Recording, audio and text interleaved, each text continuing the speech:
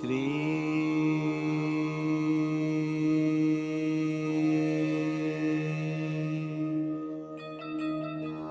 बाबा स्वामी नमो नमः।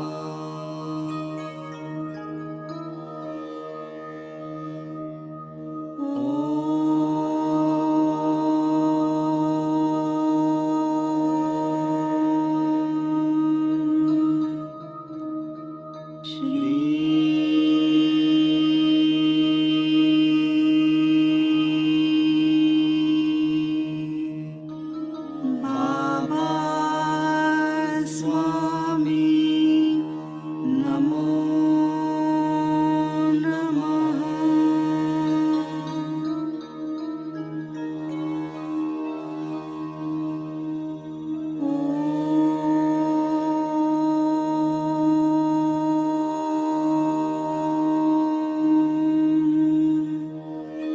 श्री बाबा स्वामी नमो नमः।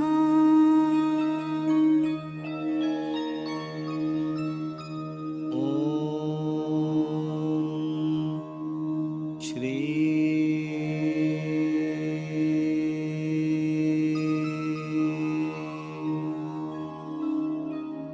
बाबा स्वामी नमो नमः।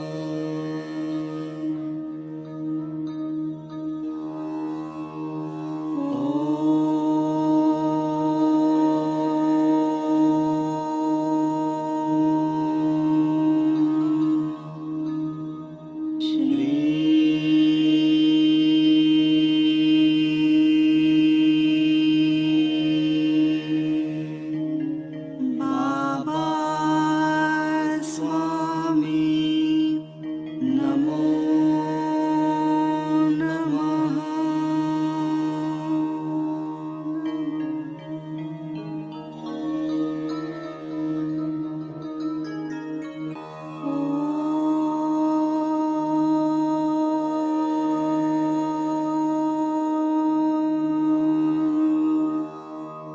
श्री बाबा स्वामी नमो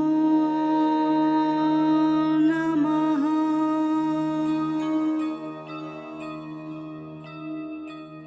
ओम श्री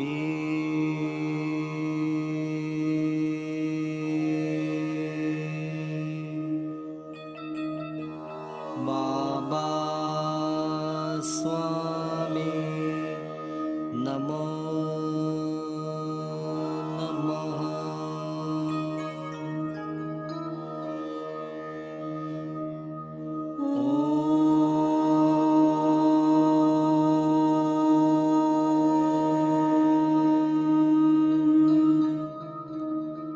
श्री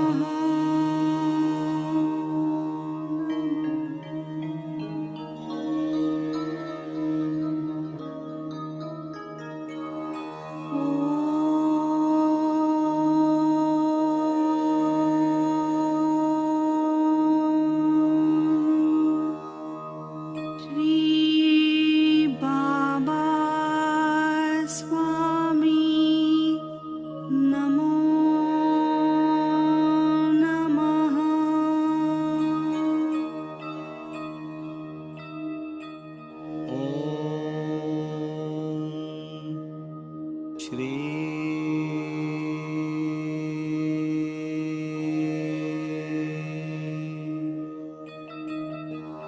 बाबा स्वामी नमो नमः।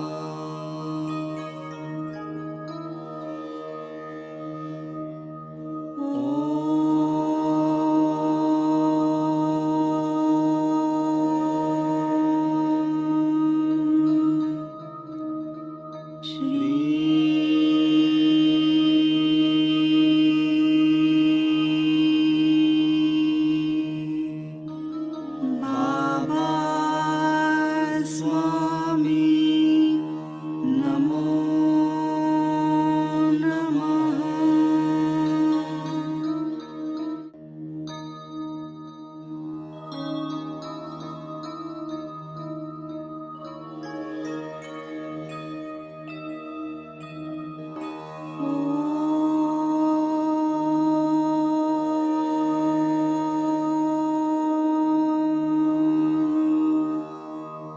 श्री बाबा स्वामी नमो नमः।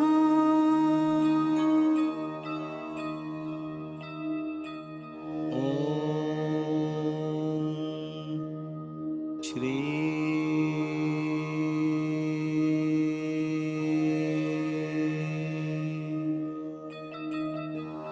बाबा स्वामी नमो नमः।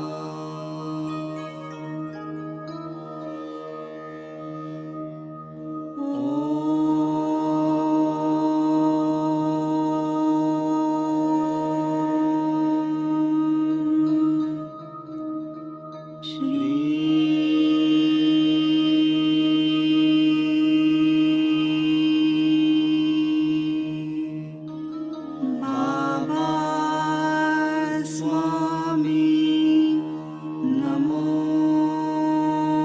नमः।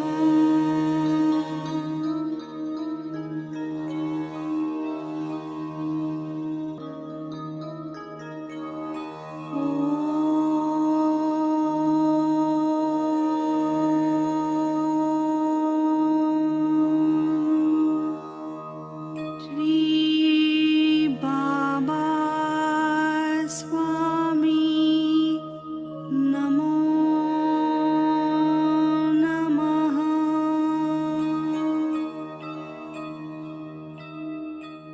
ओम श्री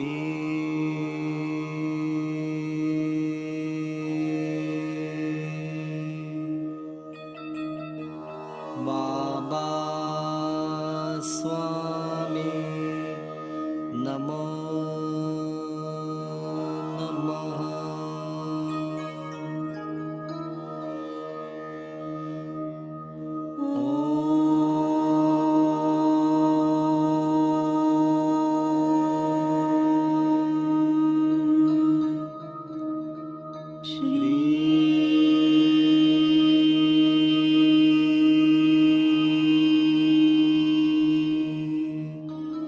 बाबा स्वामी नमो नमः।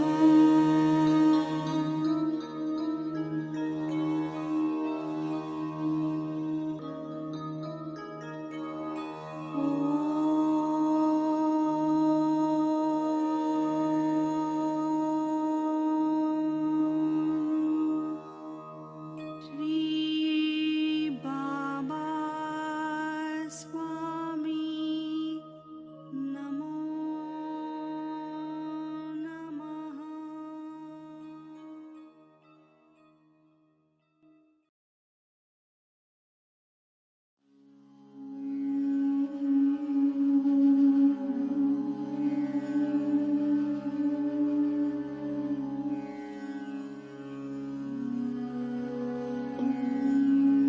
सभी पुण्यात्माओं को मेरा नमस्कार।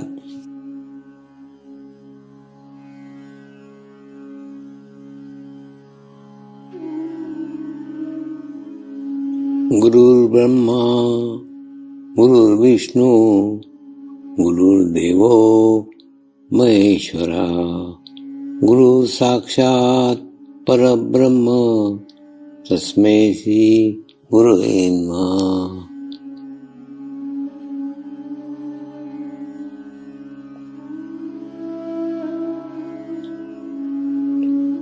ध्यान की उस स्थिति में जाएंगे जहाँ शरीर भाव पूर्णतः समाप्त हो जाता है।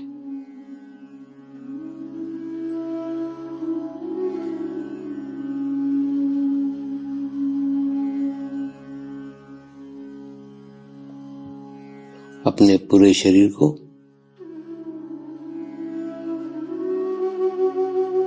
पूर्णतः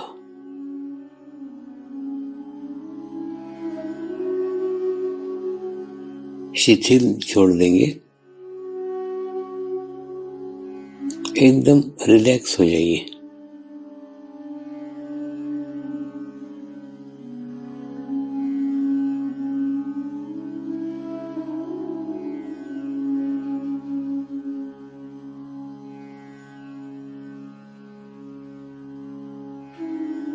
मेरे साथ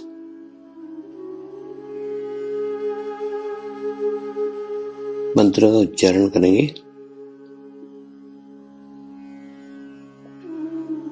मैं एक पवित्र आत्मा हूँ।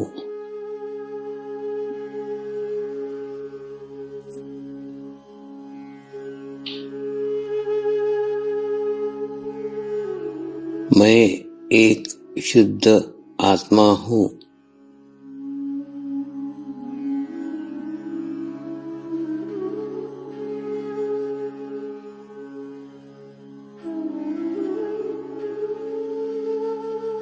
मैं एक पवित्र आत्मा हूँ।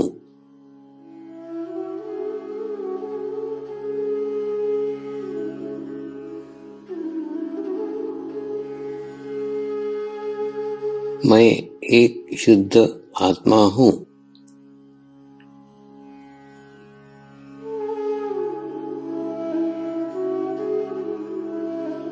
मैं एक पवित्र आत्मा हूँ।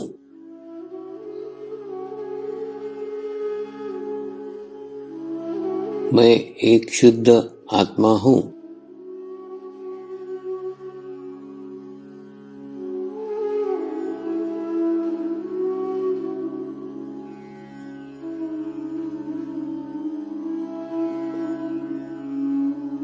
अभी इसी आत्मा भाव को बनाए रखते हुए गुरु मंत्र का उच्चारण करेंगे।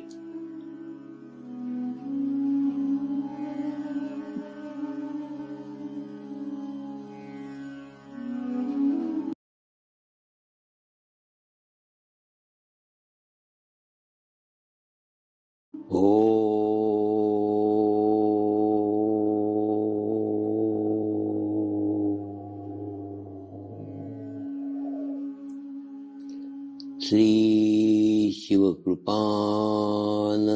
स्वामी नमो नमः।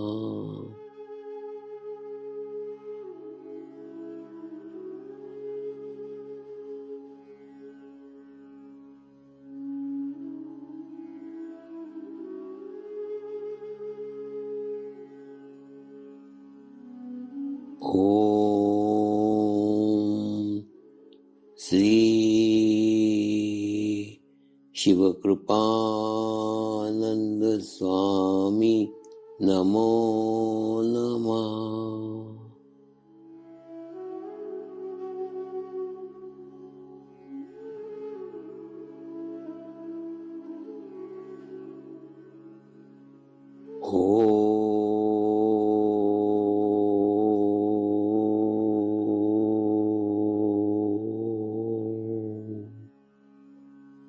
श्री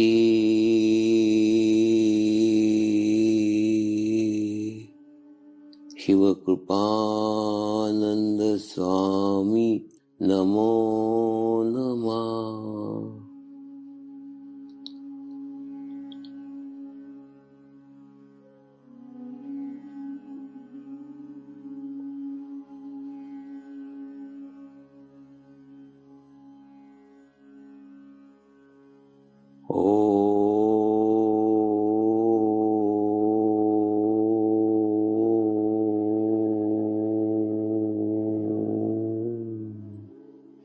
श्री शिवकृपानंद स्वामी नमो नमः।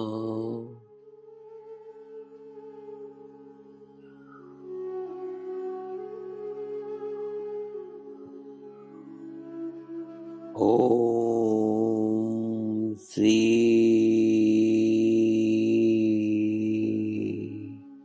शिवकृपानंद स्वामी नमो नमः।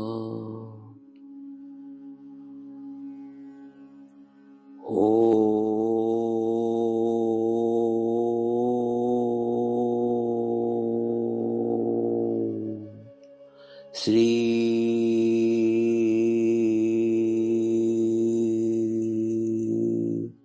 शिवकृपानंद स्वामी नमो नमः।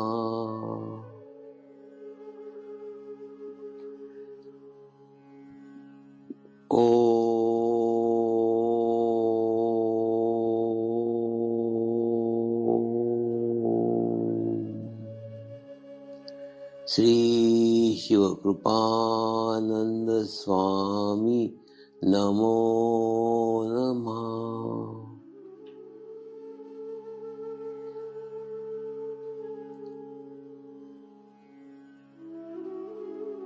ओम श्री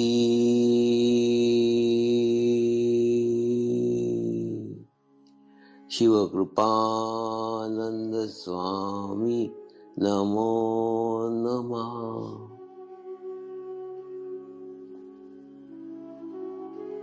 ओम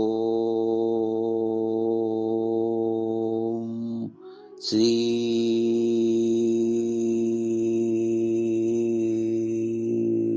शिवकृपानंद स्वामी नमो नमः।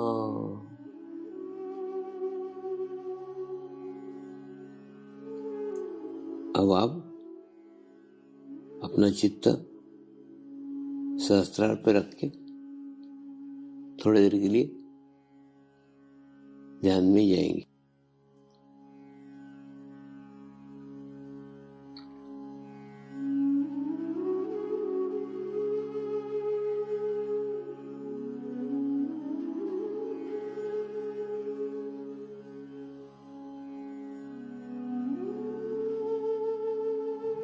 आपको कोई प्रश्न हो तो आप पूछ सकते हैं।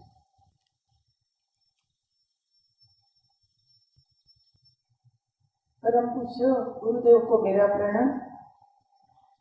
परम पूज्य गुरु मैया को मेरा प्रणाम। सभी साधक भाई बहन को मेरा जय बाबा स्वामी। पूज्य गुरुदेव कृपया हमें ये बताने की कृपा करें कि जब किसी की मृत्यु होती है तो वो आत्मा कितने समय में फिर से जन्म लेती है और क्या वो फिर से मनुष्य योनि में ही आती है और क्या अपने परिवारजनों के पास ही आती है, ये बताने की कृपा करें। जय बाबा स्वामी। देखिए पहले देखो कि परिवार और परिवारजन इसका संबंध आत्मा के साथ नहीं होता, शरीर के साथ होता है। हम जिस घर में जन्म लेते हैं, हमारी माँ की जो बहन है वो मौसी कहलाती है, हमारे पिताजी का जो भाई है वो काका कहलाता है। हम मानो या मत मानो वो हमारा काका ही है।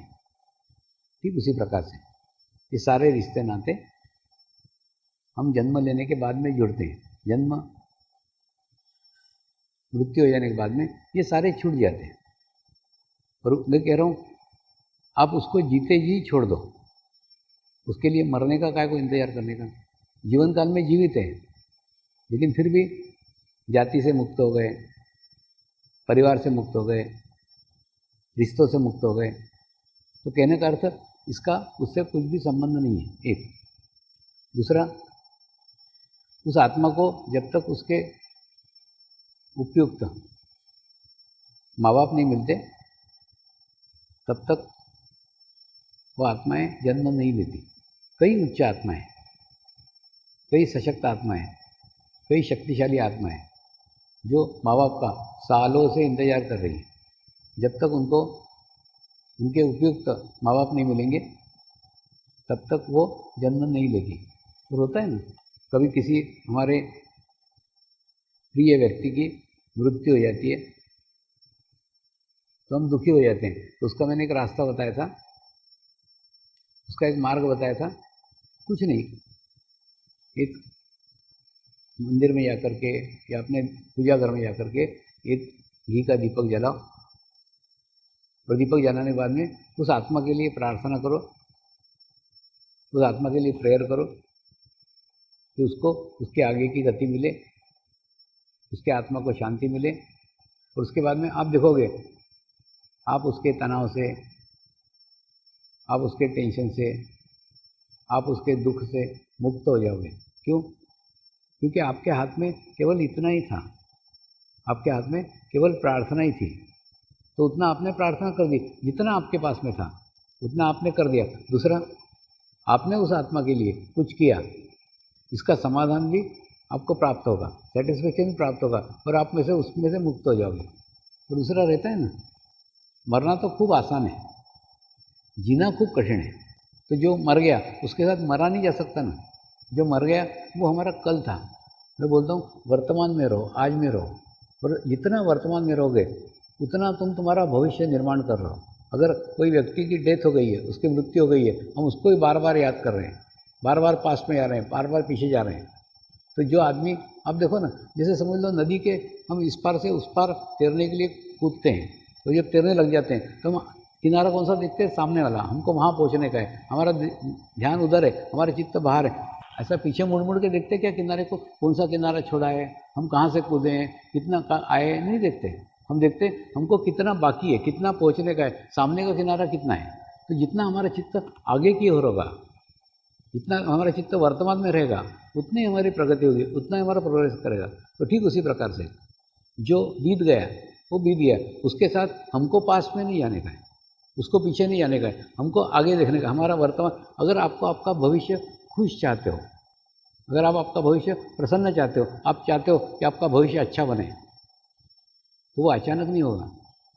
प्रत्येक भविष्य का क्षण आपके प्रत्येक वर्तमान के क्षण से निर्मित होता है। अगर आपका वर्तमान का क्षण आनंदित है, वर्तमान का क्षण प्रसन्न है, वर्तमान का क्षण सकारात्मक है, वर्तमान का क्षण अच्छा है, तो आपका भविष्य का क्षण भी अच्छा होगा, सकारात्मक होगा, सुखी होगा, समाधानी होगा।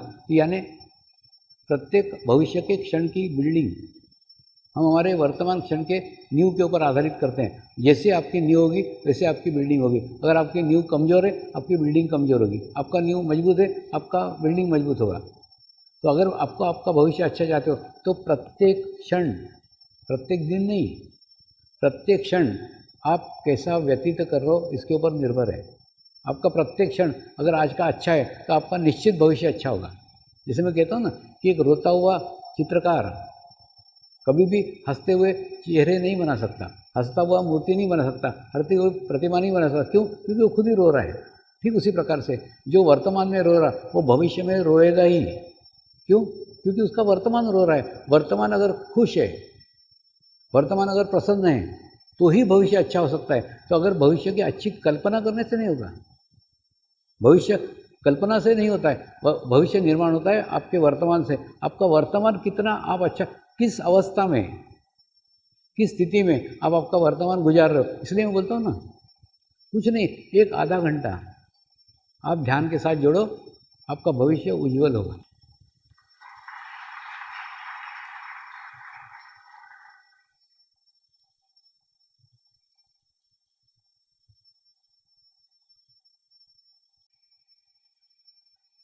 6 जनवरी को मेरा पति का मृत्यु हो गया, वो उसको मोक्ष के प्राप्ति के लायक थे, नहीं मेरा क्या ज्ञान ज्ञान में ही थे।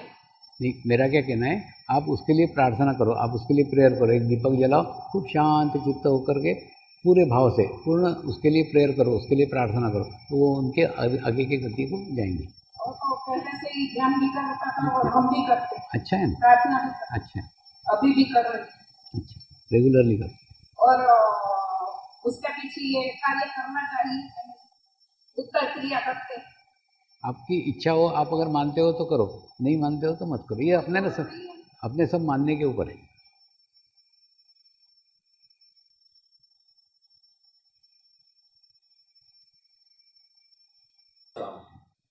परम पूज्य गुरुदेव, पहला तो आपका बहुत बहुत धन्यवाद, बहुत बहुत, क्योंकि मैं पिछले 25 साल से ध्यान साधना कर रहा हूँ और गुरु कार्य नहीं मिल रहा था, और बहुत बढ़िया गुरु कार्य आपने दे दिया, तो धन्यवाद, थैंक यू वेरी मच। और दूसरा क्वेश्चन ये है कि जैसे हम ध्यान साधना करते करते करते हमारा सूक्ष्म शरीर डेवलप हो सकता है क्या? और दूसरा जो क्वेश्चन है वो समरसता के बारे में है। ये जो प्रकृति है, पानी है, वाटर है, अर्थ है, धरती माता है, मंगल मूर्ति है, परम पूज्य गुरुदेव है, गुरु शक्तियां है, तो गुरुदेव आप तो हमें समरसता हो गए हैं, लेकिन साधक और साधिका को कैसे पता चल जाएगा कि हम कितने समरस हो गए हैं? कृपया समरसता के बारे में जानकारी देने की कृपा करें। जय बाबा। जैसे आपने वर्णन किया ना, ठीक उसी प्रकार से गुरु यानी समझ लो बहता हुआ झरना, जैसा एक झरना बह रहा है, वो झरना यानी गुरु।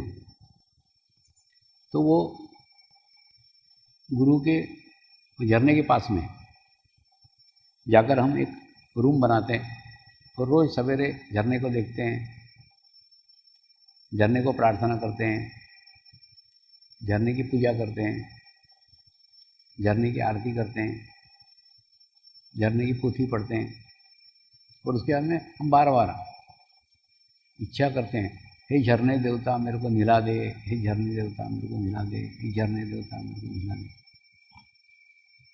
तो हम ऐसे सालों में बैठे रहे झरने के पास में, तो भी झरना उसका स्थान छोड़ करके, उसकी जगह छोड़ करके कभी भी आएगा नहीं और आपके घर में आपको मिलाएगा नहीं। और उसके बाद में ठीक वैसा का वैसा गुरु तत्व का रहता है।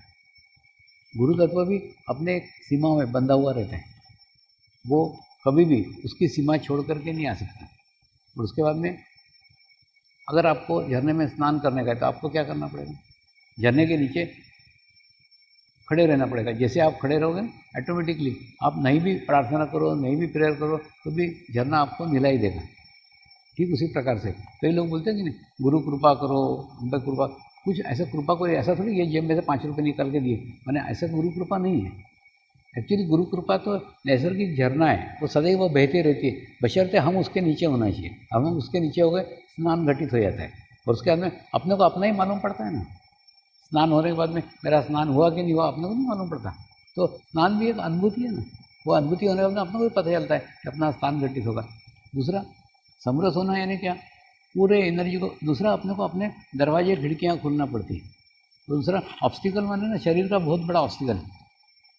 अब जैसे मेरे गुरु ने मेरे को अनुभूति कराई तो जबकि मेरी नानी कहा करती थी परमात्मा अविनाशी है, परमात्मा कल भी रहेगा, परमात्मा आज भी, और परमात्मा पहले भी था। तो मैं सोचता था कोई शरीर परमात्मा नहीं हो सकता, क्योंकि कोई भी शरीर ऐसा नहीं है जो कल भी था, आज भी और परसों रहेगा। फिर भी एक सामान्य से दिखने वाले मनुष्य को, जिसके 2 हाथ 2 पैर थे, मैंने भगवान मान लिया, मैंने परमात्मा मान लिया। क्यों? क्योंकि है परमात्मा यानी विश्व चेतना, वो विश्व में फैली हुई है। लेकिन उसके बावजूद भी मेरे को जिस माध्यम से मिली, वो माध्यम ही मेरे लिए परमात्मा हो गए। तो वो परमात्मा नहीं थे ये जानते हुए भी उनको परमात्मा मान लिया। क्यों? क्योंकि उनके माध्यम से मेरे को मिली थी। तो जैसे हम मानते हैं ना, हम हमारे दरवाजे खिड़कियाँ खोल लेते हैं, और हम हमारे दरवाजे खिड़कियाँ जैसे खोल लेते हैं, ऑटोमेटिकली हमारी 100% रिसीविंग, हमारी ग्रहण करने की क्षमता 100% हो जाती है। किसी को परमात्मा कह करके कोई वो परमात्मा हो जाता है क्या? नहीं, उसको परमात्मा मान करके हम अपने ऊपर उपकार कर रहे हैं। मैंने उनको परमात्मा मान करके उनके ऊपर उपकार किया कि नहीं? उनको परमात्मा मानो तो भी वो वैसे थे, शिव बाबा बोलो तो शिव बाबा थे। माने तुम जो बोलो मेरे कहने से, मेरे मानने से उनमें कोई फर्क नहीं पड़ने वाला था। लेकिन मेरे मानने से मेरे रिसीविंग में फर्क पड़ रहा था। मैंने जैसे उनको परमेश्वर माना, जैसे मैंने उनको परमात्मा माना, वैसे मेरी रिसीविंग, मेरी ग्रहण करने की क्षमता 100 गुना हो जाती है। इसलिए हम देखते हैं ना, जहाँ पे हमारा फेथ है, जहाँ पे हमारा विश्वास है, जिस मंदिर में जाके हम मन्नत मांगते हैं वो मन्नत पूर्ण हो जाती है। क्यों पूर्ण हो जाती है? मंदिर तो वही है, किसी की होती है, किसी की नहीं होती। तो किसकी होती है? जिसका पूर्ण विश्वास हो, जिसका पूर्ण फेथ हो, जिसका पूर्ण विश्वास होना। यानी क्या? हम हमारे रिसीविंग, हमारे दरवाजे खिड़कियाँ पूर्ण 100% खोल देते हैं, तो पूर्ण उसके एनर्जी को, उसके ऊर्जा को ग्रहण कर पाते हैं। तो कहने का अर्थ है, ऐसा जब मैंने उनको माना, मानने के बाद में 100% मेरी रिसीविंग खुल गई, तो खुलने के बाद में जो उनकी अंतर्मुखी शक्तियाँ थी वो मेरे भीतर प्रवाहित हो गई और एक समाधान, एक सेटिस्फेक्शन जीवन का प्राप्त हुआ कि मैंने परमात्मा को पा लिया है, मैंने परमेश्वर को पा लिया है। ये जीवन का सबसे बड़ा समाधान है, जीवन का सबसे बड़ा लक्ष्य है। अब आपके दैनिक कार्य कुछ भी करते रहो, आपके जीवन का एक ही लक्ष्य है, इसी के लिए जन्म लिया है। तो जब वो समाधान प्राप्त हो जाता है, वो सेटिस्फेक्शन प्राप्त हो जाता है, तो उसके बाद में जीवन में पाने के लिए कुछ भी नहीं रह जाता है। और फिर हमारी यात्रा भीतर की ओर होती है, क्योंकि बाहर कुछ रहा ही नहीं। तो सारी यात्रा भीतर की ओर होती है, अंदर की ओर होती है। अंदर के होने के बाद में हमारी प्रगति, हमारा प्रोग्रेस ऑटोमेटिकली होता है। और दूसरा, समरस होने के बाद में हम गुरु की कार्बन कॉपी हो जाते हैं। जैसे गुरु हैं वैसे हम हो जाते हैं। गुरु के मन में किसी के प्रति द्वेष भावना नहीं है, हमारे मन में भी किसी के प्रति कोई द्वेष भावना नहीं रहेगी। गुरु सबका कल्याण चाहता है, सबका भला चाहता है। हम भी सबका कल्याण चाहेंगे, सबका भला चाहेंगे। उसके बाद में गुरु सिलाई मशीन है, वो जोड़ने का काम करता है, वो कैंची नहीं है। इसलिए कई लोग गुरु से डरते हैं। तो मुझे बहुत विचित्र लगता है, गुरु बुरा कर ही नहीं सकता। बुरा करना कि बुरा करने के विचार, बुरा करने का आभामंडल उसके पास में है ही नहीं। तुम गुरु को गालियाँ भी दो तो भी वो आपका भला ही करेगा, आपका अच्छा ही करेगा। मैं आपको उदाहरण देता हूँ। एक साधक थे जिनका भाई मेरे को खूब गालियाँ देता था, सालों से गालियाँ दे रहा था। और उसके बाद में कुछ दिन पहले जब उनके घर जाना पड़ा, उनके गांव जाना पड़ा, तो उन्होंने आश्चर्यचकित होकर पूछा, स्वामी जी मैं तो आपको सालों से गालियाँ देता था, फिर मैं कैसे साधक बन गया, मैं कैसे ध्यान करने लग गया, मैं कैसे सेंटर चला रहा हूँ। इनको उदाहरण लिया, एक गुलाब के फूल को तुम सामने रखो और खूब माँ बहन की गालियाँ दो, तो क्या बदबू देगा? क्या नहीं, वो खुशबू ही देगा। ठीक उसी प्रकार से आप सदगुरु को कितनी भी गालियाँ दो, वो आपको एनर्जी देगा, वो आपको वाइब्रेशन ही देगा, क्योंकि उसके पास उसके अलावा कुछ भी है ही नहीं। जैसे गुलाब के पास में गुलाब के खुशबू के अलावा कुछ नहीं है, ठीक उसी प्रकार से सदगुरु के पास में आशीर्वाद के अलावा, ब्लेसिंग के अलावा, एनर्जी के अलावा, ऊर्जा के अलावा कुछ है ही नहीं, वो स्रोत है।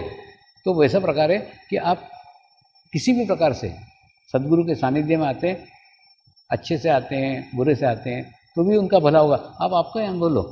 आपके हो सकता है कई मेंबर्स घर के मुझे गालियाँ देते होंगे, दे रहे होंगे, लेकिन आप देखोगे फिर भी उनका भला हो रहा है, उनका अच्छा हो रहा है, क्योंकि गाली देने के बहाने उनका चित्त तो मेरे ऊपर आ रहा है। तो ऑटोमेटिकली उस फर्क, उसका प्रभाव आपको धीरे धीरे धीरे धीरे धीरे धीरे पड़ा। एकदम नहीं होगा, एकदम कुछ चेंज नहीं आएगा। तो कहने का अर्थ, अगर हम समरस हो जाते हैं तो हम गुरु जैसे हो जाते हैं।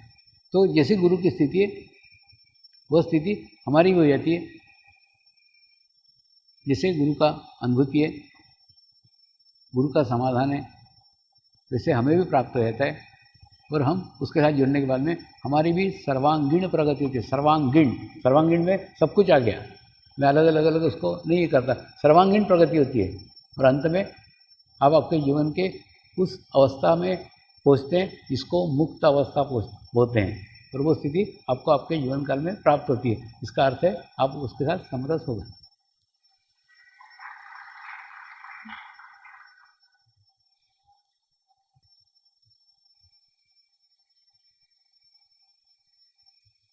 मेरा प्रश्न है कोंकण से संबंधित। गुरुदेव, कोंकण में सभी जगह और सभी समर्पण ध्यान इतने अच्छे से प्रचार प्रसारित हो रहा है, कोंकण में क्यों नहीं हो रहा है और हमें किस तरह से ये कार्य करना चाहिए, इसकी कृपया आप मार्गदर्शन करें। और आपसे एक प्रार्थना है कि आप जल्द से जल्द कोंकण में पधारें।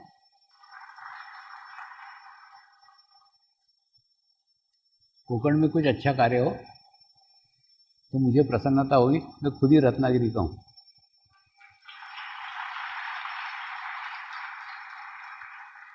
दूसरा, प्रचार प्रसार फिलहाल बाजू में रख के आप अपनी ना ध्यान की स्थिति अच्छी करो, आत्मीय संबंध अच्छे करो, तो प्रचार प्रसार ऑटोमेटिकली हो जाता है। तो जो लोग हैं अभी बढ़ाने का भी कोशिश नहीं करना है। अभी जो कुछ है आपस में अच्छे रिलेशंस रखो, आत्मीय संबंध रखो, हर माह में सब लोग एक दूसरे के साथ मिल सके ऐसा करो। गो आश्रम भी आपके पास में, गो आश्रम में आप इकट्ठा हो सकते हैं। उसके बाद में सिर्फ आपकी ध्यान की स्थिति अच्छी करो, प्रचार प्रसार खुद ब खुद हो जाता है। मैं आपको उदाहरण देता हूँ। कई सालों से, करीब 8-10 साल से जर्मनी में केवल 5 साधक थे। कितने? 5। लेकिन उनके आपस में रिलेशन अच्छे थे, आपस में संबंध अच्छे थे, बहुत दूर दूर थे। कोई बर्लिन में था तो कोई फ्रैंकफर्ट में था, मैंने दूर दूर रहते थे। उसके बावजूद भी अच्छे रिलेशन थे, अच्छे संबंध है। आज वहाँ पे 500 साधक हैं।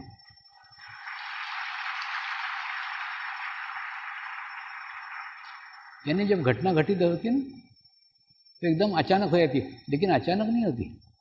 उसके लिए हमको वैसा वातावरण रखना पड़ता है, वैसी स्थिति बनाना पड़ती है। गोवा में हुआ ना, वो रामायण जी आते थे सालों से, 15-20 साल से वो रामायण जी का सिर्फ 15 साल से गोवा में एक ही थे। आज वहाँ 100 सेंटर्स हैं। तो कैसा बढ़ा? इसलिए थोड़े पेशेंस रखो। एक तो अपने रिलेशंस अच्छे रखो, अपने संबंध अच्छे रखो, और प्रत्येक कार्यक्रम में, कोई बड़ा कार्यक्रम होता है ना तो किसी ना किसी को तो भेजो, तो होगा क्या? आपका प्रतिनिधित्व यहाँ के कार्यक्रम को मिलेगा, यहाँ की ऊर्जा, यहाँ की एनर्जी कोंकण तक जाएगी और कोंकण का विकास होगा। मेरी शुद्ध इच्छा है आपके साथ।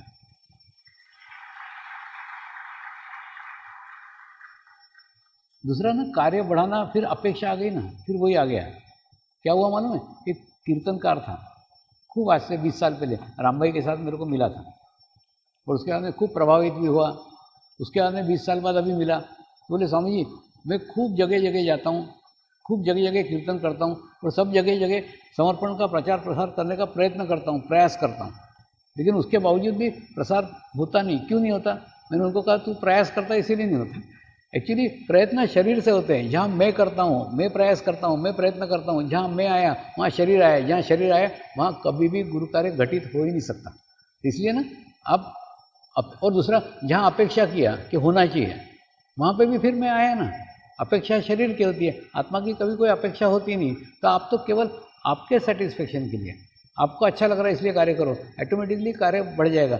शरीर से कार्य मत करो, अपेक्षा के साथ कार्य मत करो। अपेक्षा से किया गया कार्य कभी भी वृद्धिगत नहीं हो सकता।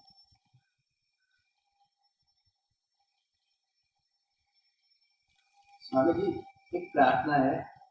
जैसे आप 45 दिन एकांत में रहते हो, तो वैसे ही हम लोग भी एकांत में रह सके, उसके लिए एकांत कुटीर बन सके तो, और वो भी महुड़ी में अभी नया आश्रम बन रहा है, तो वहाँ पे अगर हो सके तो ऐसा कुछ। अरे बाबा, पहले वहीं जगह कम है। हम सोच रहे हैं जगह कम है, हमारी चिंता है, तो और वहाँ कहाँ कॉटेज बना रहे। एक नई न्यूज़ है, इनके कारण ये हुई, गांधीनगर में, महुड़ी में शीघ्र वहाँ गुरु शक्ति धाम प्रारंभ होने जा रहा है।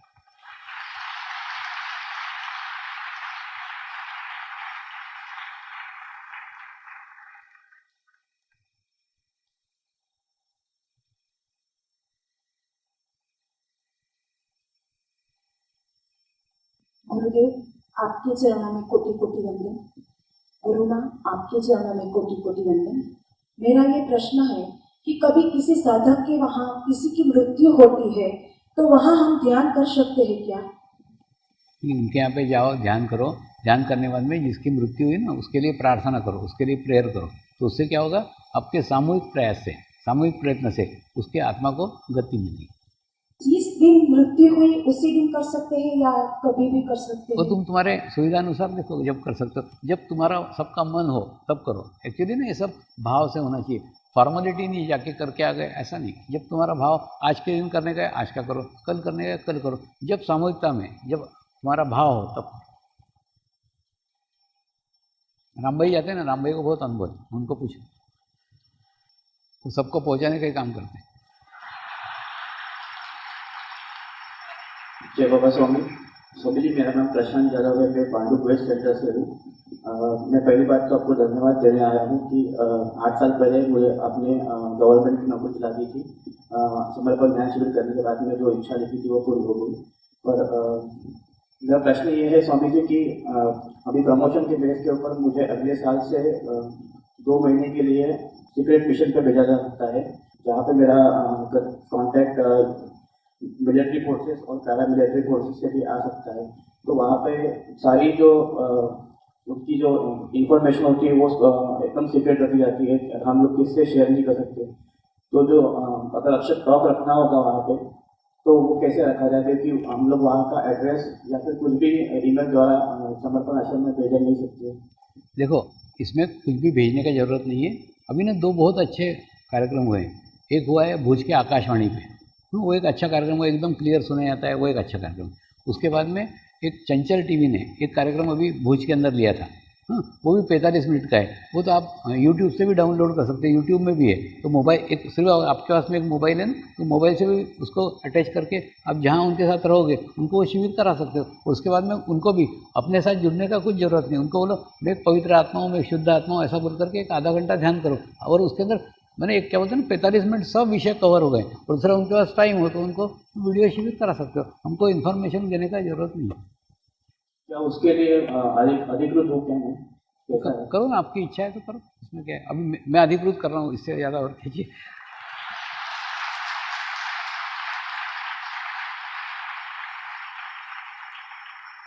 एक्चुअली क्या रहता है, कई बड़े बड़े अधिकारी, कई रक्षक वर्ग से संबंधित बहुत सारे लोग हैं, ये इनको नहीं, ऐसी परमिशन मैंने बहुत सारे लोगों को दी हुई है। इसलिए मैंने बोला ना, अपना क्षेत्र खूब विशाल है, आपको अभी उसका पता नहीं है।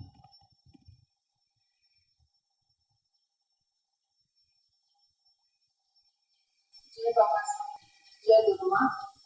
स्वामी जी, आपने एक बार कहा था और आपका वैसा मैसेज भी व्हाट्सएप पे पड़ा था कि जिंदगी की कोई समस्या हो तो ध्यान के समय वो समस्या छूट गई ऐसा 3 बार बोल के गुरु शक्तियों पे छोड़ दो। लेकिन आप ऐसा भी कहते हैं कि अपेक्षा रहित ध्यान सबसे अच्छा होता है, तो इन दोनों का मेल कैसे दिखाएं? मैं सब प्रकार की क्लासेस लगाता हूँ, प्राइमरी भी है, मिडिल भी है, हाई स्कूल भी है, कॉलेज भी है। तुमको तुम जिस वर्ग के लायक हो उसमें चले जाओ। एक्चुअली आप जैसे राम भाई यज्ञ कराते कि नहीं, सचमुच एक देखा जाए ना, तो एक यज्ञ अगर व्यवस्थित पूर्ण मन से किया जाए तो शरीर के पूर्ण दोष समाप्त हो जाते, दोष जला डालते हैं, आप नष्ट कर डालते हैं। लेकिन ऐसा करते हो क्या, आप सिर्फ शरीर से यज्ञ करते हो। लेकिन अगर वास्तव में यज्ञ में पूर्णतः शामिल हो जाओ तो आप एक क्या बोलते हैं, नया जन्म लेकर के उभर के यज्ञशाला से बाहर आओगे, ऐसा स्थिति है। स्वामी जी, दूसरा सवाल है, हम बोलते हैं मैं एक पवित्र आत्मा हूँ, मैं एक शुद्ध आत्मा हूँ। तो पवित्र आत्मा और शुद्ध आत्मा में फर्क है क्या? बैठो। एक्चुअली ना, जैसे हम देखते हैं कि गांव के अंदर एक कुआं रहता है, वो कुएं पे एक पत्थर लगे रहते हैं और उसके अंदर लोग ना वो रस्सी डाल करके कुएं में से पानी निकालते हैं। वो रोज वो रस्सी घिसते घिसते घिसते घिसते वहाँ पे एक नाली तैयार हो जाती है, लकीर माने लकीर सरी खींच जाती है। ठीक उसी प्रकार से एक ही संस्कार को आप रोज आपके अंदर डाल रहे हो, मैं एक पवित्र आत्मा हूँ, मैं एक शुद्ध आत्मा हूँ, ये संस्कार है। इसका इफेक्ट जितना भाव के साथ करोगे, जितना एकाग्रता के साथ करोगे, जितने सम्मान के साथ करोगे, जितने श्रद्धा से करोगे, उतना इसका प्रभाव अधिक अधिक होता जाएगा। और दूसरा, पवित्र होने का अर्थ है, जिसे मैंने कहा था ना कि मैं एक पवित्र आत्मा हूँ। जब आप बोलते हो तब आप अनुभव करो, पवित्रता आत्मा का दूसरा नाम है।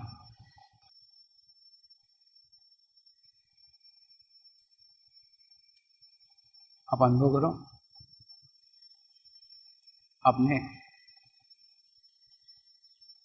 अलग अलग जाति में जन्म लिया तो भी आपकी पवित्रता बनी हुई है। आपने अलग अलग धर्मों में जन्म लिया तो भी आपकी पवित्रता बनी हुई है। आपने अलग अलग भाषा में जन्म लिया तो भी आपकी पवित्रता बनी हुई है।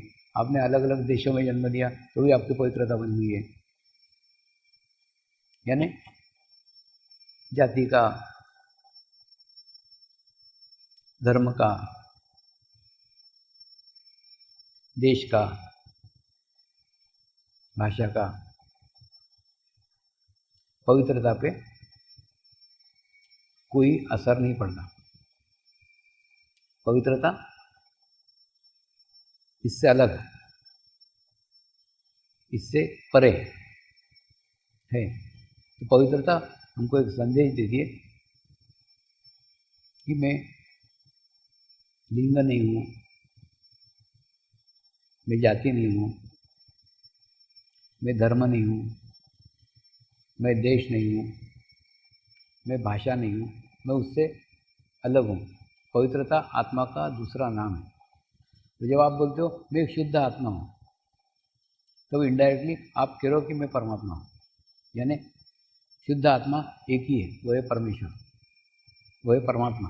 जब आप बोलते हो कि मैं एक शुद्ध आत्मा हूँ, शुद्ध आत्मा हूँ यानी आप शरीर में हो, लेकिन फिर भी बोल रहे हो मैं शुद्ध आत्मा हूँ। शुद्ध आत्मा मतलब इनडायरेक्टली आप कह रहे हो मैं शरीर नहीं हूँ। तो जैसे ये भाव आप बोलते होगे ना, वैसे वैसे वो भाव का प्रभाव, वो भाव का इफेक्ट अपने ऊपर होता चला जाएगा। और उसके बाद में आपके शरीर का,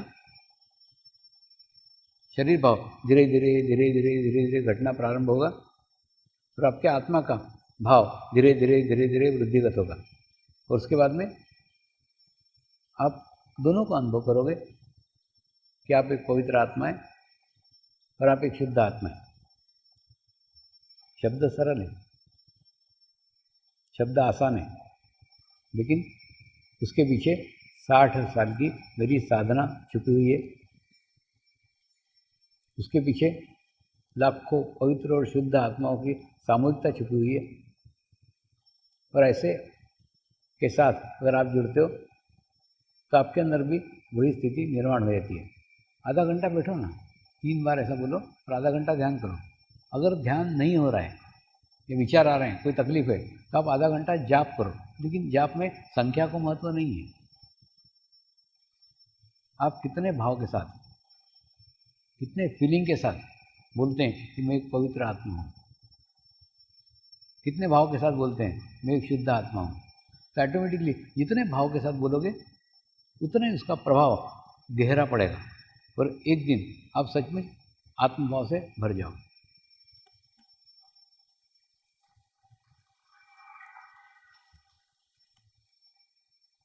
परम पूज्य गुरुदेव के चरणों में कोटि कोटि वंदन।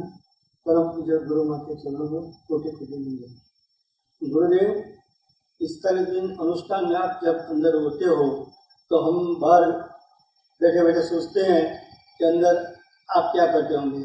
तो हम जानना चाहते हैं कि आपकी दिनचर्या अनुष्ठान के दिन टाइम में कैसी होती है और उस टाइम आपकी स्थिति क्या होती है, ताकि हम बैठे बैठे भी इसका एग्जाम्पशन कर सकें। मैं केवल शरीर से अंदर रहता हूँ, बाकी यहाँ रहता नहीं है, तो दिनचर्या का प्रश्न ही नहीं आता। जिस प्रकार से थोड़ा सा एक आपको झलक आए, आपको समझ में आए, आपके स्तर पे बात कहता हूँ। जैसे आप सोते हो कि नहीं, पड़े रहते हो बिस्तर के ऊपर, और कभी एयरपोर्ट पे चले जाते हो, कभी बस स्टैंड में चले जाते हो, कभी बाजार में चले जाते हो, कभी किसी बिल्डिंग का कंस्ट्रक्शन देखने लग जाते हो। यानी वास्तव में जाते हो क्या कहीं पड़े रहते हो बिस्तर पे ही, लेकिन सब जगह घूम के आते हो। ठीक उसी प्रकार से केवल शरीर यहाँ पे रहता है 45 दिन, लेकिन मैं पूरे विश्व भ्रमण पे चला जाता हूँ, गुरुओं के सानिध्य में चले जाता हूँ, गुरुओं के समक्ष चले जाता हूँ। ये मार्ग गुरुओं ने ही मेरे को हिमालय में न आने के लिए निकाला है। मैंने नहीं तो मैं भाग के वहाँ नहीं चला जाऊँ, वो डर के मारे, वो जैसे होता कि नहीं, अगर बच्चों को कुछ बड़ा नहीं दिया, कुछ छोटा कुछ तो भी दे के उसको फुसला के रखते, नहीं रहे वहाँ रहे, वैसे मेरे को दिया है कि 45 दिन तो आया जाया कर, शरीर वहाँ रहने देना तो आ जाया कर, ऐसा तो ऐसा प्रकार है। इसलिए आप देखो ना, उस समय की एनर्जी, उस समय का वातावरण आसपास महसूस होता है। और ये मैं प्रत्येक गुरु को बोलता हूँ, गुरु का ना अकाउंट विड्रॉल वाला है, मैंने बांट रहा है। और आप देखो इसमें ये आध्यात्मिक क्षेत्र में ये विशेषता है, जितना बांटोगे उतना बढ़ेगा। अब आप देखो 2017 से 2018 में ज़्यादा कार्यक्रम हुए, 2018 से 2019 में और ज़्यादा कार्यक्रम होने वाले। अब मेरा वो साल का कैलेंडर देखते हो ना, वो देखो उसके अंदर खूब बिजी, 2017 से 2018 में ज़्यादा हुए। क्यों? जितना तुम रिक्त होगे, जितना खाली होगे, उतना ही वो ऑटोमेटिकली देंगे, वो भर जाता है। वैसे 45 दिन ऐसी अवस्था में रहता हूँ, ऐसी स्थिति में रहता हूँ, उसके अंदर जो प्राप्त करता हूँ, जो ग्रहण करता हूँ, वो बाकी 320 दिन बांटता हूँ। मैं प्रत्येक गुरु को बोलता हूँ कि साधना छोड़ करके कार्यक्रम मत करो, नहीं तो क्या होता है। और सच्ची बताऊँ क्या, कोई गुरु बुरे नहीं है, सब गुरु अच्छे हैं। लेकिन क्या होता है, जब गुरु ना अपना साधना छोड़ करके कार्यक्रम करने लग जाते हैं ना, तो उसके बाद में उनका स्थिति धीरे धीरे खराब होता है। जैसे एक पीतल का ग्लास है, उसको हमने खूब मांझा, खूब घिसा, एकदम चमका दिया, एकदम मस्त। चमकाने के बाद में हम दूसरे दिन देखेंगे तो वो चमक नहीं रहेंगी जो कल थी। क्यों? उसके बाद डस्ट, उसके बाद धूल आ जाएगी। ठीक उसी प्रकार से जैसे क्या बोलते हैं ना, एक गुरु का कितना भी अच्छा स्थिति हुआ, तो जब वो कोई हिमालय में रह रहा है क्या? नहीं, वो समाज में रह रहा है, 56 लोग आसपास रहते हैं उसके, तो वो लोगों के बीच में जब वो रह रहा है तो उनका बुरा प्रभाव, उनके विचार उसके ऊपर पड़ेंगे ही ना। तो इसलिए उसने अपनी साधना छोड़ के कुछ नहीं करना चाहिए। इसलिए कई गुरुओं को वो बात पसंद आई है कि सचमुच जैसे मैं 45 दिन करता हूँ, बहुत सारे जैन मुनि, बहुत सारे संत उस 45 डेज के अंदर ध्यान करते रहते हैं, मेडिटेशन करते रहते हैं। और दूसरा, थोड़ा ना केवल यहाँ शरीर से मत रहो। देखो मैं विदेशों में जाता हूँ, तो विदेशों में जाने के बाद में विदेशी लोग अपने अनुभव होता है, स्वामी जी वो गहन ध्यान अनुष्ठान में मैं एक दिन वहाँ रहा था, एक दिन मैं वहाँ रही थी, ऐसी अनुभूति हुई, ऐसा अनुभव हुआ। और मैं मन में सोचता हूँ, मेरे सेवादारी ठोले वहाँ 45 दिन रहते, उनको तो एक अनुभूति नहीं आती, ये तो एक दिन जाके आते इतने अनुभूति हो रही। तो कहने लगा था, केवल शरीर से मत रहो, कोई भी कार्य कर रहे हो, कोई भी ड्यूटी ले रहे हो, कोई भी गुरु कार्य कर रहे हो, आधा घंटा अपने लिए निकालो। वो आधा घंटा एकदम सुअवसर है, उसके लिए कोई प्रयास की, कोई प्रयत्न की जरूरत नहीं। जरूरत है आधा घंटा निकालने की। कैसे निकालने का है वो आप आपका देखो, वो मैं नहीं बता सकता। प्रत्येक की ड्यूटियाँ अलग अलग रहती है, प्रत्येक के कार्य अलग अलग रहते हैं। प्रत्येक कार्य के अंदर आप आधा घंटा ऐसा निकालो जिसके अंदर आपके अलावा कोई भी नहीं हो, तो ऑटोमेटिकली आप देखोगे 45 दिन में आप एक स्थान से दूसरे स्थान तक पहुँच जाओगे। एक बहुत बड़ी यात्रा, एक बहुत बड़ा सफ़र 45 दिन में कर सकता है। जरूरी नहीं तुम आश्रम में रहो, तुम कहीं पे भी रहो, जहाँ भी रहते हो, एक 45 डेज के अंदर रेगुलर मेडिटेशन करके देखो ना। 45 दिन ही करके देखो, गहन ध्यान अनुष्ठान में 45 दिन तुम अनुष्ठान करके देखो, आधा घंटा। दूसरा, मैं कई बार शब्द इस्तेमाल करता हूँ, आधा घंटा मुझे दान करो। दान करो क्यों बोलता हूँ? क्योंकि ये चीज़ हम दान करते हैं ना, उसके ऊपर हमारा कोई अधिकार नहीं रहता है। जैसे आपने मेरे को आधा घंटा दान कर दिया, तो कल से आपका दिन 23.5 घंटे का है। क्यों? आधा घंटा आपने मेरे को दे दिया। उसके बाद में जब भी ध्यान करने के लिए बैठो, आपका ध्यान लगे नहीं लगे, आपको दुनिया भर के काम याद आए, तो भी अपने को याद दिलाने का ये आधे घंटे पे मेरा कोई अधिकार नहीं है। ये आधा घंटा मैं स्वामी जी को दान करके आई हूँ, या स्वामी जी को दान करके आया हूँ। उसके बाद में ध्यान लगे नहीं लगे वो स्वामी जी का क्षेत्र है, मेरे को केवल आधा घंटा बैठने का है। आप बैठ करके तो देखो, बाकी सब 45 दिन में देख लूँगा, 45 दिन इस बार ही करके देखो। 18 जनवरी से शुरू हो रहा है, प्रयोग करके देखो।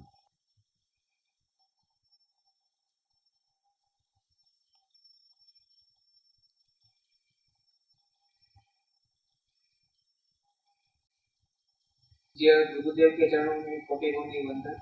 पूज्य गुरु माँ के चरणों में कोटि कोटि वंदन। गुरुदेव, कई बार कई साधकों ने ऐसा महसूस भी किया है कि हमारे साथ आगे जो होने वाला रहता है वो पता चल जाता है। वो अच्छा भी हो सकता है, बुरा भी हो सकता है। तो अच्छा तो अच्छी बात है कि ये होने वाला है, लेकिन जो बुरी बातें हैं हमको पता भी चल गए, हम अलर्ट भी हो जाते हैं, लेकिन टल नहीं सकती वो होके ही रहती है। तो उसका क्या इलाज है? नहीं, ये समस्या तुम्हारे पास नहीं, मेरे पास भी है।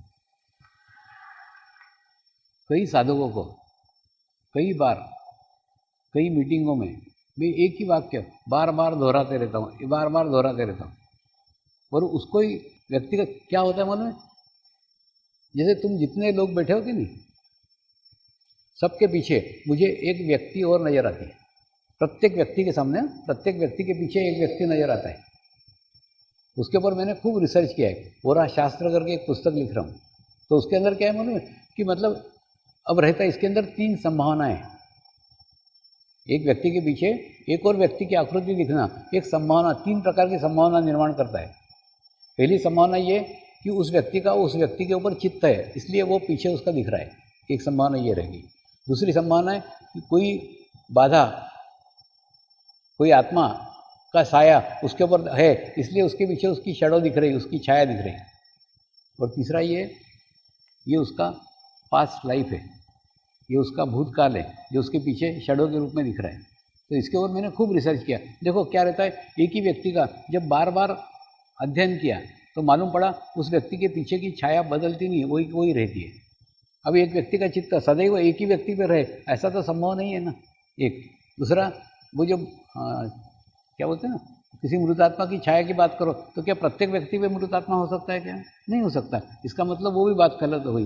फिर तीसरा पॉइंट आ गया, एक ही पॉइंट रह जाता है, वो मतलब तुम्हारे पास्ट लाइफ का इफेक्ट, पास्ट लाइफ का प्रभाव तुम्हारे इस जन्मों पे पड़ता ही है, एकदम सूक्ष्म रूप में पड़ता है, इसलिए वो दिखता नहीं है। इसलिए जो गलती माने, जैसे अपन कोई क्या बोलते हैं ना, कोई लेटर देखते हैं, लेटर को जैसे स्टैम्प देख करके पहचानते हैं ये कौन से गांव से आया है, वैसे वो आदमी को देख के मालूम पड़ता है इसका पास्ट क्या है। और पास्ट क्या है, उसने पास्ट में कौन सी गलतियां करी है, वही गलतियां इस जन्म में दोहराने की 100% संभावना रहती है कि वो वही गलती फिर दोहराएगा। एक्चुअली क्या होता है, मेरे सामने आया, मेरे सामने में आया, तो मेरा करते हुए कि मैं उसको अलर्ट करूँ, बाबा रे ये मत कर, बाबा ने ये मत कर, मैं बार बार बोलूँगा। लोगों को लगे पागल सर के स्वामी जी इसको ये बात क्यों कहते रहते हैं, तो लेकिन वो क्या बोलते हैं ना, उसके बावजूद भी वो जो करने का वो वही गलती दोहराता है जो उसने पास्ट लाइफ में की हुई है। तो मेरे को भी लगता है कि क्या फ़ायदा हुआ मेरा, मैंने मेरे को इतना उसका पास्ट लाइफ भी दिखाया, उसको इतना अलर्ट भी किया, लेकिन उसके कर्म भोगने थे तो उसने भोगे। तो वैसे ना ये कर्म का प्रकार है, इसमें खूब ज़्यादा अपन ने कुछ नहीं करना चाहिए। मैं भी कुछ नहीं कर पाता,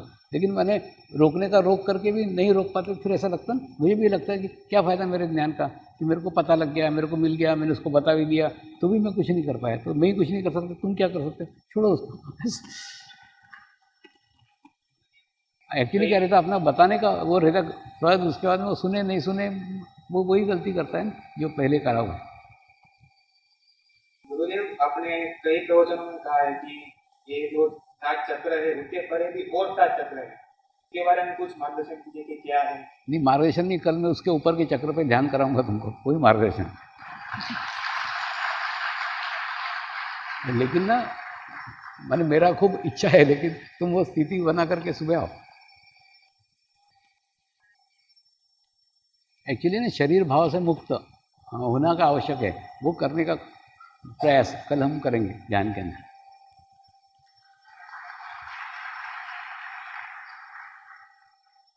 परम पूज्य गुरुदेव और वंदनीय गुरु मैया का मेरा प्रणाम। मेरा जिज्ञासा प्रश्न ये एक सवाल उठा है, जिनकी आध्यात्मिक मृत्यु होती है, जिनके जन्म मरण के फेरे टल जाते हैं, वैसी आत्माओं कहाँ स्थित हो जाती है?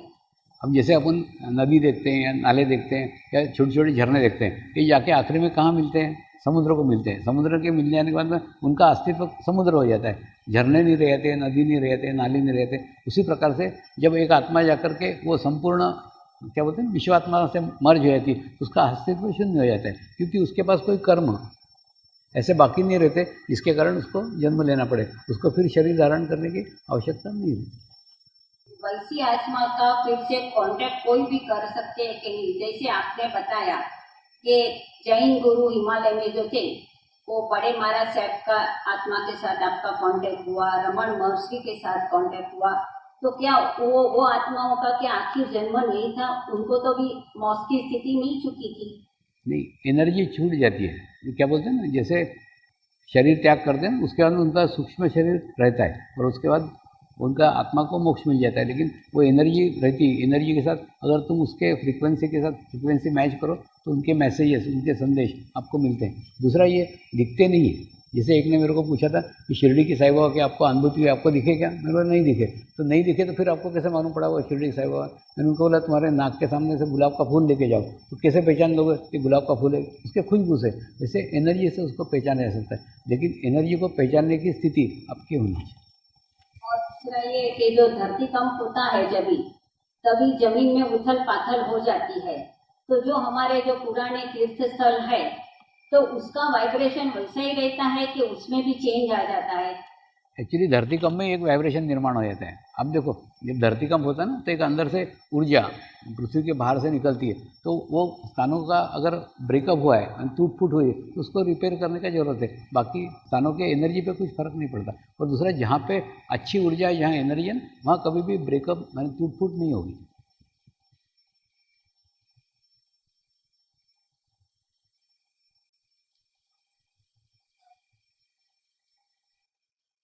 पूज्य गुरुदेव के चरण में कोटि कोटि वंदन, गुरु माँ के चरणों में कोटि कोटि वंदन। गुरुदेव, 2007 में चैतन्य महोत्सव था, आज भी चैतन्य महोत्सव है। उस दिन भी दिवाली का पावन पर्व था, आज भी पावन पर्व है। उस दिन भी सकारात्मक सामूहिकता थी, आज भी सकारात्मक सामूहिकता है। उस दिन आपने ओरा बताया था, तो क्या हमारी ऐसी स्थिति है कि कोई चैतन्य महोत्सव ऐसा आ सकता है जैसे हम आपका ओरा देख सकते हैं? क्या हमारी ऐसी स्थिति कब आएगी ताकि हम हमारे जीवन काल में आपका ओरा हमारी प्रत्यक्ष सानिध्य में देख सके? इसके ऊपर मार्गदर्शन करें। जय। आप इच्छा रखो, आज रात को पूर्ण हो जाएगी।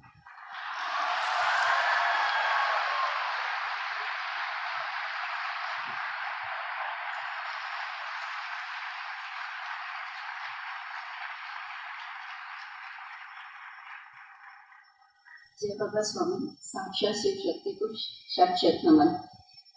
स्वामी जी, मेरा प्रश्न पुराने साधकों को लेकर है। कई ऐसे साधक हैं, कई हजार ऐसे साधक हैं जो समर्पण ध्यान से जुड़े, नियमित ध्यान किया, अलग अलग प्रकार से उन्होंने गुरु कार्य, गुरु सेवा भी की, और कई नए साधकों को आपसे जोड़ने के लिए वो माध्यम भी बने, परंतु किसी न किसी कारणवश वो छूट गए। वो नियमित ना तो ध्यान कर पाते हैं, या नहीं सेंटर पहुंच पाते, या नहीं जुड़ पाते, और वो वर्षों बाद लौटते हैं या महीनों बाद लौटते हैं। ये क्या प्रक्रिया है? क्या इसके बारे में थोड़ा मार्गदर्शन देंगे? देखो, दो बातें इसमें। एक तो पहली बात, कोई भी व्यक्ति छूटता है ना तो उसकी कर्म के चक्र के अनुसार छूटता है, यानी एक स्थिति तक उसका डेवलपमेंट रहता है, उसके बाद वो खुद ही छूट जाता है। और निमित्त कोई भी व्यक्ति रह जाता है, कोई आचार्य हो सकता है, कोई प्रमुख आचार्य हो सकता है, कोई ट्रस्टी हो सकता है। तो कहने मतलब वो ट्रस्टी के कारण आया था क्या? वो नहीं। वो आचार्य के कारण आया था क्या? वो नहीं। वो प्रमुख आचार्य के कारण आया था क्या? नहीं। तो फिर वो उसके कारण क्यों छूटा? तो जो लोग छूटते हैं तो उनके लिए मेरा ये कहना, तुम उनके लिए आए थे क्या? उनके कारण आए थे क्या? नहीं आए थे, तो उनके कारण जाओ मत।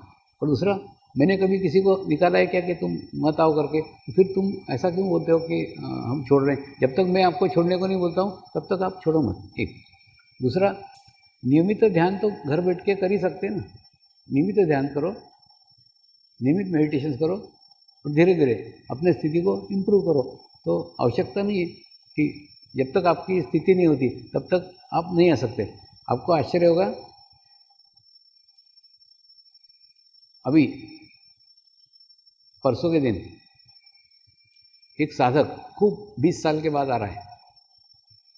वो खुद अभी गुरु बन गया है, रशिया के अंदर उसका आश्रम है, और यहाँ मिलने को मेरे को आ रहा है, तो कहने का मतलब क्या रहता है, कितनी प्रोग्रेस हो गई, कितनी प्रगति हो रही है कि 20 साल के बाद में भी वो व्यक्ति वापस यहाँ आता है। मेरे को याद है ना, कई साधक शिविर अटेंड करते हैं, ध्यान नहीं करते, मेडिटेशन नहीं करते, और शिविर करने के बाद आत्म साक्षात्कार भी देते हैं।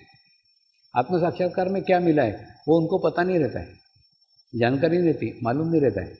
लेकिन आत्म साक्षात्कार मिलने के बाद में जब अंतिम क्षण आता है, जिन जीवन के अंतिम क्षण में संघर्ष करते रहते हैं, तो उस समय उनको फिर मेरी याद आती है, और उसके बाद में वो प्रेयर करते हैं, प्रार्थना करते हैं। उसके बाद में फिर उनको मालूम पड़ता है कि हमने जीवन में क्या मिस किया।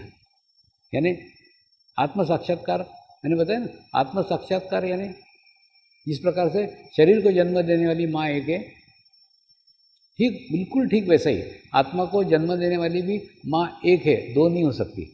तो अपने माँ को कभी लड़का भूल सकता है कि नहीं भूल सकता, ठीक उसी प्रकार से आपकी आत्मा भी अपने आत्मा के माँ को कभी नहीं भूलती। और बराबर जब शरीर छूटने लग जाता है तो शरीर का इफेक्ट, शरीर का प्रभाव धीरे धीरे धीरे धीरे नगण्य सा हो जाता है, और मनुष्य एक आत्मा बोध की स्थिति में पहुंच जाता है। उस समय उसकी आत्मा बराबर याद करती है अपने माँ को, जिसके कारण उसको जन्म मिला है। तो कहने का अर्थ, उस स्थिति तक आप वेट कर मत करो, इंतजार मत करो, रेगुलरली ध्यान करो, रेगुलरली मेडिटेशन पहुँचो। और दूसरा, सभी नदियाँ, सभी नाले, सभी बड़ी नदियाँ अंत में जाके समुद्र को ही मिलती है। वैसे कोई भी साधक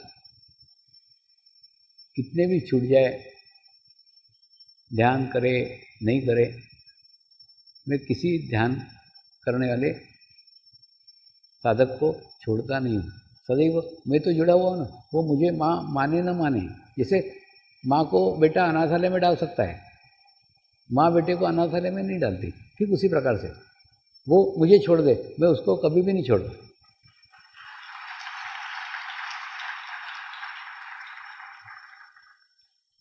स्वामी जी, क्या कोई ऐसा मार्ग है कि हम उनके लिए वापस से वो प्रेरणा या उनको वापस ला सके? मेरा ये प्रश्न स्पेसिफिकली अंबुजा नगर, अंबुजा सीमेंट्स के लिए है, जहाँ पे हजारों साधकों ने आपका न जाने कितनी बार सानिध्य लिया है और सब ध्यान करते थे, और अब उनमें से अधिकतर काफी ज्यादा साधक नहीं जुड़े हैं। देखा था वीडियो शिविर करके आप तसल्ली कर लो, उससे क्या होगा, दोनों हाथ में लड्डू है आपके।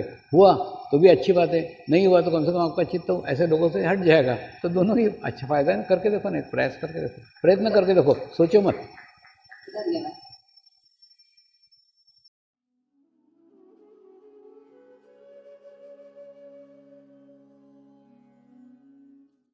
अब हम प्रार्थना करेंगे सभी आत्माओं की आत्म उन्नति हो, आध्यात्मिक प्रगति हो, यही हमारी प्रभु से प्रार्थना है। नमस्कार। जय आत्मेश्वर।